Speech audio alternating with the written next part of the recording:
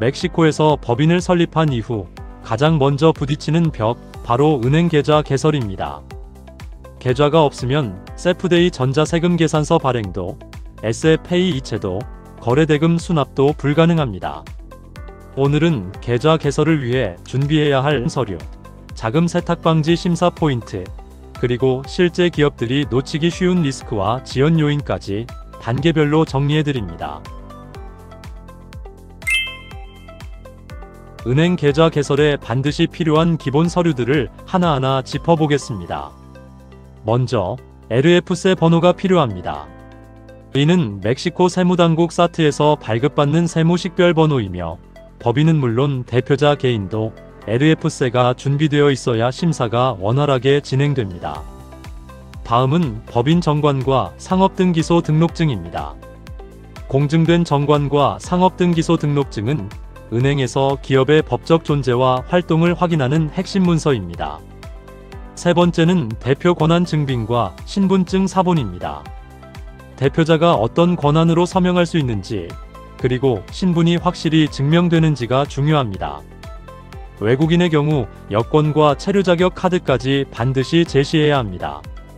네 번째로는 멕시코 내 주소 증빙 자료가 필요합니다. 보통은 최근 3개월 이내 발급된 전기와 수도 같은 공과금 영수증을 제출해야 하는데요.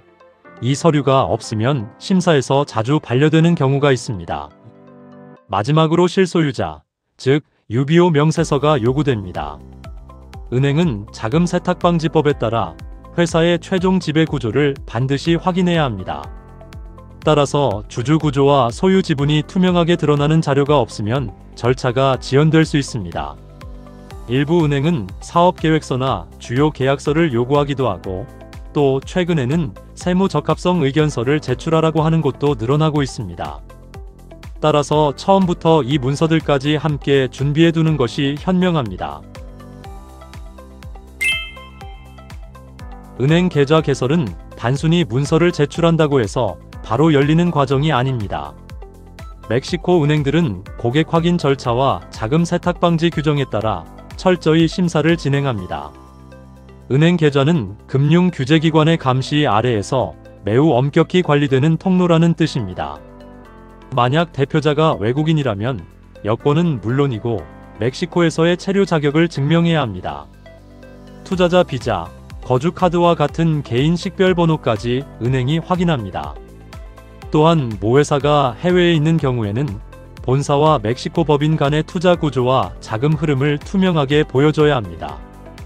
주주 간 약정, 이사회 의사록, 투자금의 출처를 설명하는 문서들이 요구될 수 있습니다. 은행은 거래가 시작되기 전에 회사가 실제로 어떤 사업을 할 것인지 알고 싶어 합니다. 그래서 경우에 따라서는 사업계획서나 주요 고객과의 계약서 사본을 제출하라고 요청하기도 합니다. 이는 자금 출처와 거래 목적을 분명히 하기 위함입니다. 계좌가 승인되면 18자리의 클라베 번호가 부여됩니다. 클라베는 멕시코 내 모든 송금과 결제에서 표준으로 사용되는 계좌번호로 이후 전자송금 시스템인 SF페이와 연결되어 거래가 가능합니다. 마지막으로 기억해야 할 점은 계좌 개설 이후에도 은행은 계속해서 거래 패턴을 모니터링한다는 사실입니다. 만약 초기 계획과 달리 거래가 비정상적으로 크게 달라진다면 은행은 다시 심사를 요구할 수 있고, 이 경우 강화된 실사 절차로 넘어갈 수도 있습니다. 은행 계좌는 단순 결제 창구가 아니라 현지 신용도의 출발점입니다. 첫 은행 미팅에서 거래 목적, 자금 흐름, 거래 상대방을 투명하게 설명하세요. 특히 유비오 구조는 최종 수익자까지 추적해 문서화해야 하고, ESG, 컴플라이언스 문화를 짧게라도 어필하면 심사가 유연해집니다. 초기 3개월 거래 추정표를 제시하면 내부 결제 속도가 빨라질 수 있습니다.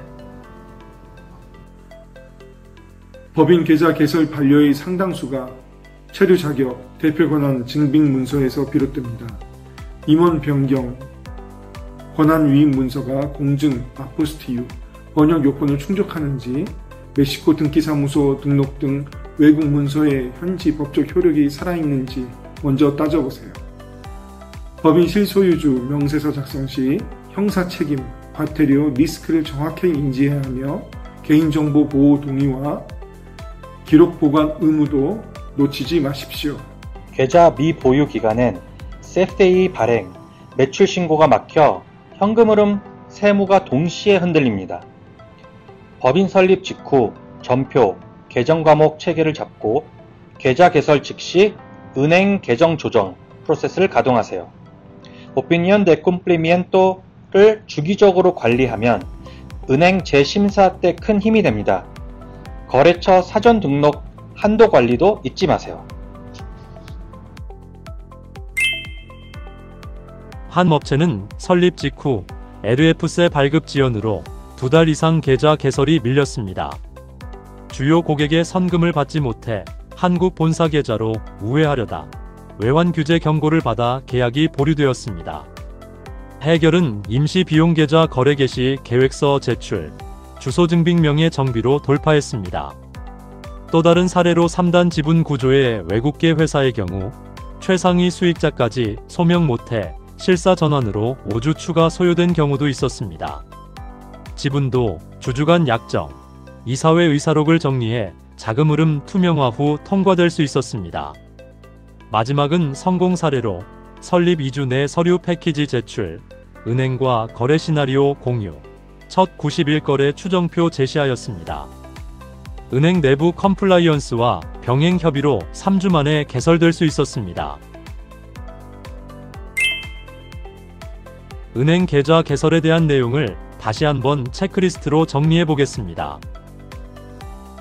먼저 LF세를 확보하여 법인, 대표자 모두 상태 확인합니다. 다음은 정관, 등록증, 대표권 문서의 공증, 아포스티유, 번역 요건 점검합니다. 세 번째는 주소 증빙 패키지, 명예 일치 및 보안 증빙 준비합니다.